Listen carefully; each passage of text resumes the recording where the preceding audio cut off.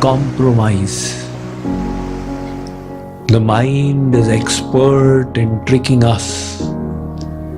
It will always create excuses, and one excuse will lead to the other, until we will hear it all and still remain the same.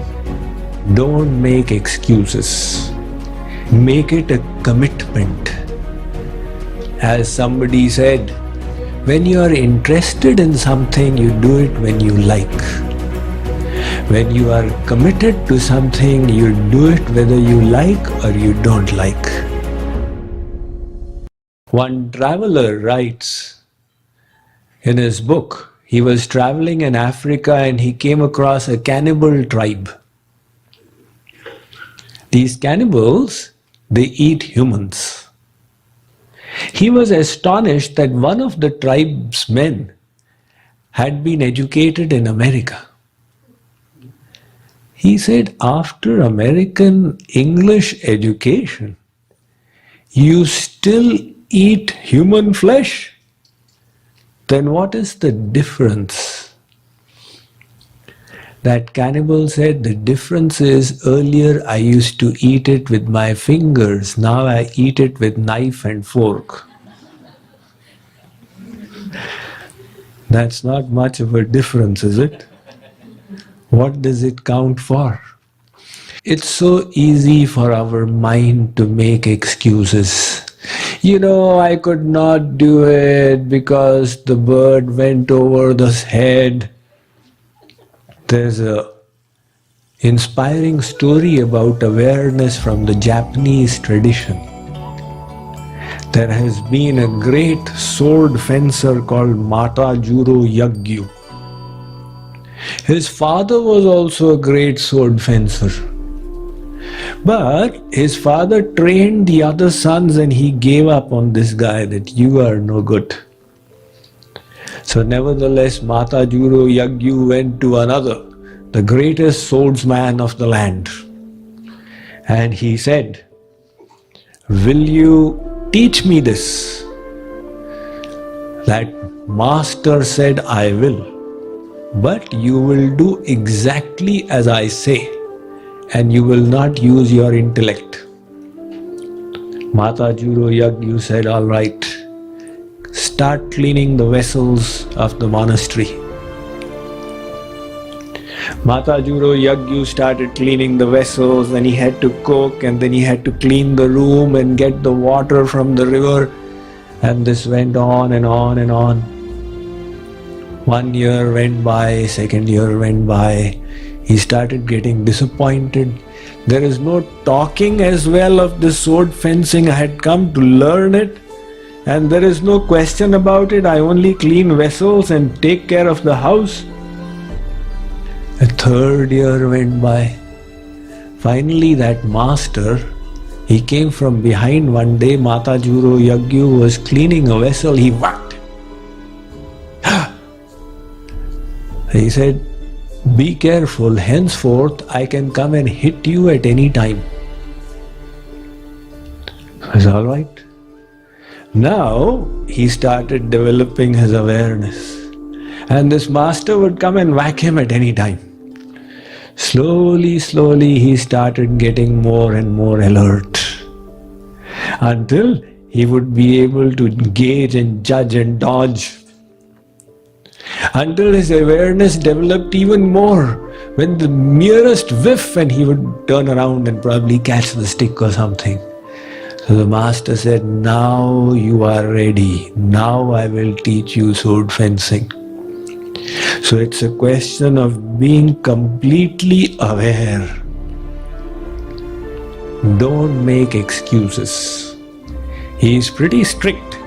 He says, irrespective of time, place, circumstance, make it like a universal vow. Make it a commitment. When you are interested in something, you do it when you like.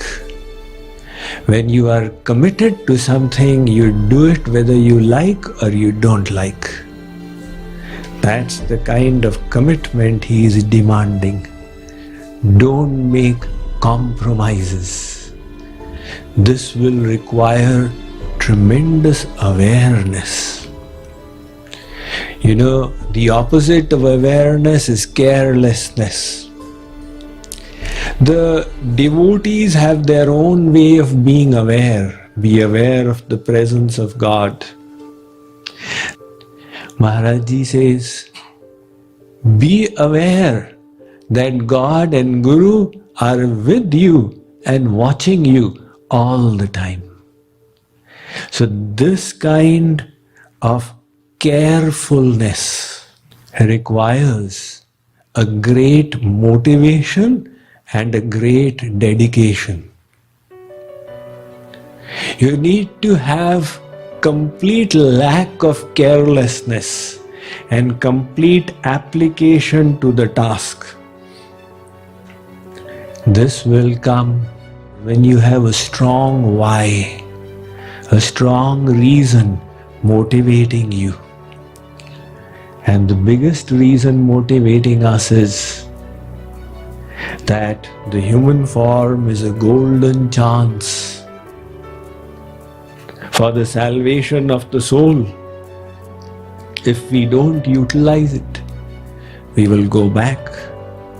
Haji Sahab, you are a human being in this life. What are you going to become in your next life? Ji, I am going to become a dhobi ka gadha. My God, after the human being, you're becoming a dhobi ka gadha. You've gone back down. Yes, I did not utilize the chance I had. So the opportunity is tremendous, but the time span is limited. And that time is slipping out of our hands. You know, like you lift up sand on the beach and you find it is slipping out until nothing is left. So also is human life.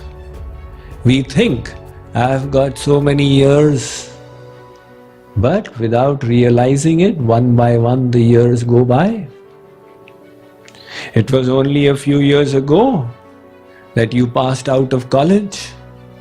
It was only a few more years before that you entered school as a little child. How quickly the time has gone by. How quickly 2015 went by.